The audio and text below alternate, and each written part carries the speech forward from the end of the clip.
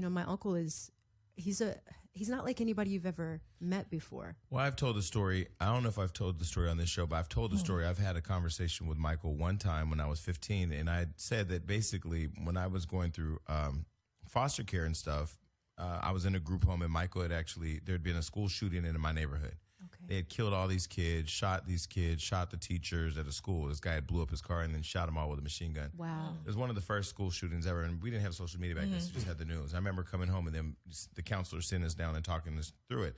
And I remember a few days later, we hear on the radio, Michael Jackson is on the freeway coming to Stockton. We're like, Michael Jackson ain't coming to Stockton.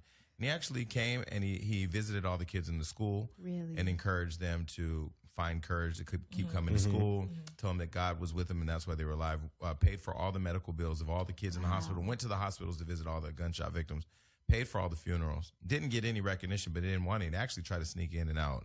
And so for me, that was just like, this was compassion on a level I had never seen. Like, totally selfless, had no reason to come. Michael Jackson, the biggest star in the world, had no reason to stop everything and come to Stockton to do this for these kids. And it was a grieving community where we were all trying to figure out what the hell just happened. Right. Because this person had targeted a school with all Asian, most predominantly Asian kids. And he was in the war, so he had little war figures in his hotel, blew up the car. The kids all run out to see what happened. And he was on the playground with an AK-47. Wow.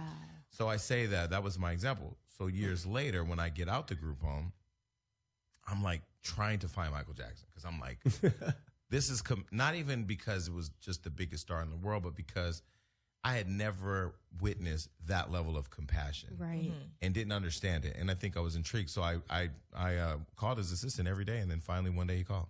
Really? That's amazing. Yeah.